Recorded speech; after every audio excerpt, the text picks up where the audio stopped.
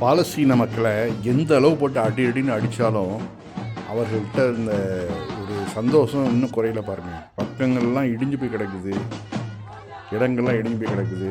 ஆனாலும் திருமணத்தை எவ்வளோ ஜாலியாக அவங்க செய்கிறாங்க பாருங்கள். நீ என்ன வேணாலும் பண்ணிக்கடா, இந்த நாட்டையே நீ போரால் இல்லை என்ன பண்ணாலும் நீ பண்ணிக்கோ. அதான் போர், குண்டு வீச்சுகள், ட்ரோன் தாக்குதல்கள், பாலடைந்த வீடுகள், இந்த இடிபாடுகளுக்கு மத்தியிலும் பாலஸ்தீன மக்கள் மகிழ்ச்சியை பெறுகிறார்கள். காசா பகுதியில் எடுக்கப்பட்ட இந்த காணொலியை பார்க்கும்போது பாலஸ்தீனர்கள் உண்மையிலேயே ஒரு விசித்திரமான தேசம் என்று எனக்கு தோன்றுகிறது. கண்டிப்பாக இல்லையா? அடுத்த ஒரு செய்தி பாருங்கள். அயோத்தியில் மகா யாகத்தின் போது கடும் தீ விபத்து, 1000க்கும் மேற்பட்ட ஹவன குண்டங்கள் எரிந்து சாம்பலாயின. அமைதி யாகத்தில் பெரும் குழப்பம் ஏற்பட்டது.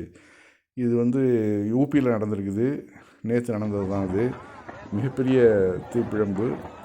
அது அரசு கட்டுப்படுத்தியிருக்கோம் அப்படின்னு நினைக்கிறோம். ஆனாலும் ரொம்ப கவனமாக இருக்கணும். இந்த மாதிரியான விஷயங்கள்லாம் நெருப்பு குண்டங்கள்லாம் இது பண்ணும்போது அதற்கான சேஃப்டிகள்லாம் நிறையா வச்சுக்கணும்.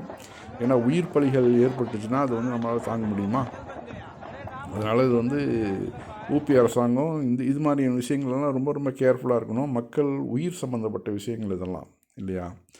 அடுத்தாப்பில் பாருங்கள். ரஷ்யாவின் தஜகிஸ்தானிலிருந்து ஈரானுக்கு 150 டன் மனிதாபிமான உதவிகள், உணவு மற்றும் அத்தியாவசிய பொருட்களை ஏற்றிச் சென்ற 7 லாரிகள் கொண்ட வாகன அணி புறப்பட்டு சென்றுள்ளது. கடினமான காலங்களில் உண்மையான நட்பு இப்படித்தான் இருக்கும்.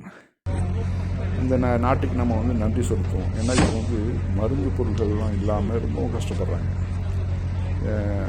எல்லா மருத்துவமனைகள்லையும் மருந்து தட்டுப்பாடு இருக்குது. அந்த டயத்தில் இது மாதிரியான ஒரு உதவி போய் சேர்றதுங்கிறது அந்த மக்களுக்கு மிகப்பெரிய ஒரு உதவியாக இருக்கும். இந்த வகையில் ரஷ்யாவில் ஒரு பகுதி இந்த மாதிரி பொருட்களை கொடுக்கறது ரொம்ப ரொம்ப சந்தோஷமாக இருக்குது. இது உலக மக்கள்லாம் செய்யணும். ஏன்னா வலிந்து அவர்கள் மேலே போர் திணிக்கப்பட்டது, அவர்களாக போகல. அடுத்து பாருங்கள். எரிவாயு நிரப்ப நீண்ட வரிசைகள், மக்கள் வெயிலில் பசியுடன் தாகத்துடன் தங்கள் முறைக்காக காத்திருக்கிறார்கள். இந்த காணொலி உத்தரப்பிரதேசத்தில் எடுக்கப்பட்டது. நாடு முழுவதும் இதே நிலைதான். நரேந்திர மோடி போன்ற ஒரு கோழை பிரதமரின் சரணடைந்த நாட்டிற்கு பெரும் சோகத்தை ஏற்படுத்தியுள்ளது.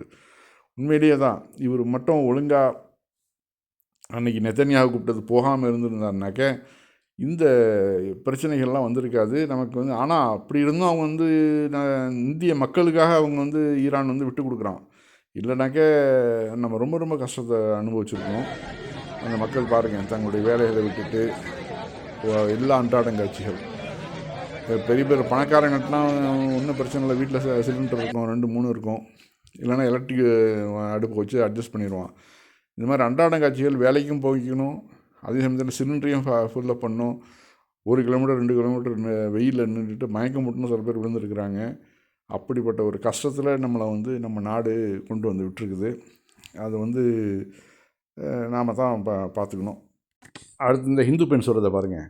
4 வருடமாக நான் முஸ்லீம்களோடு சேர்ந்தே வாழ்கிறேன், அந்த சமூகத்தோடு. இன்றைக்கு வரையும் ஒருத்தரும் கூட என்னை தவறாக பேசியதில்லை, ஒரு வார்த்தை பேசியதில்லை. எதுக்கு சமைச்சாலும் எனக்கு கொடுப்பாங்க, விரும்பினா எடுத்துக்குவேன், இல்லைனா நான் சாப்பிட்லன்னு சொல்லிவிடுவேன். அந்தளவு என்கிட்ட அந்யோன்யமாக இருக்காங்க. முஸ்லீம்களில் இந்த ஹிந்து, அதாவது ஜாதி வேற்றுமைகள் இங்கே கிடையாது. பள்ளிக்கு போனாக்க ஜாதி பார்க்குறாங்களா? இல்லை. ஆனால் ஹிந்து கோயிலுக்கு போனீங்கன்னாக்க என்ன பண்ணுறாங்க? யார் காசு அதிகமாக கொடுக்குறாங்களோ அவங்களுக்கு முதல் மரியாதை கிடைக்கிது. அவர்கள் கடவுளை ரொம்ப பக்கத்தில் போய் வைக்கிறாங்க. 2வது, நீ தலித்து, நீ பிராமினு, நீ வன்னியர் அப்படின்னு சொல்லிட்டு ஜாதிக்கு தகுந்த மாதிரி கோயிலில் கடவுள் தரிசனம் கொடுக்குறாரு. அது முஸ்லீமில் கிடையாது. ஏன் இதெல்லாம் நீங்கள் அவர்கள் பார்த்து நீங்கள் கற்றுக்கிங்க அப்படிங்கிறாங்க. मुसलमान के जैसे हो जाओगे, नहीं हो सकते। आज मुझे 4 साल हो गए मुसलमानों के बीच में रहते हुए। 5.5 मंजिल में 32 फ्लैट है। मैं हिंदू हूँ, सबसे पहली मंजिल में रह रही हूँ। आज तक किसी मुसलमान ने इतना नहीं बोला मुझे गलत। और बाजी आती और खालत करके निकलते हैं वहाँ से, दुख तकलीफ में पूछते हैं, पता है मैं शाकाहारी हूँ, इसलिए पूछने आते हैं आप शाकाहारी हो या कुछ प्रसाद दिया? मैंने कहा हम नहीं खाते भैया, आपने इतना बोला, इतना ही बहुत है। देखो कोई मुसलमान बुरा नहीं कर रहा है, हिंदू अपना खुद का बुरा खुद कर रहा है। मुसलमानों में तुम क्या नमाज के अंदर ये जाते तो ये पूछते हैं तुम कौन सी बिरादरी को, तुम उस कोने में घुस जाओ, तुम उस कोने में घुस जाओ, तुम वहाँ दरवाजे पे बैठो, बोलते हैं मंदिर में कैसे करते हैं? कोई VIP नहीं चलता है, मस्जिद में कोई VIP नहीं चलता। हमारे मंदिर में अभी 1 लाख रुपए दे दो, तुम्हें भगवान जी को रगड़ रगड़ के निलाने का मौका देंगे। तुम 100 रुपए दो, तुम्हें इतनी नजदीक से दर्शन करने के लिए देंगे। पैसे नहीं दिए ना, देख लेंगे कुछ। चल चल चल चल आगे இந்த அம்மணி சொன்னதில் எந்த ஒரு தவறும் இல்லை தானே?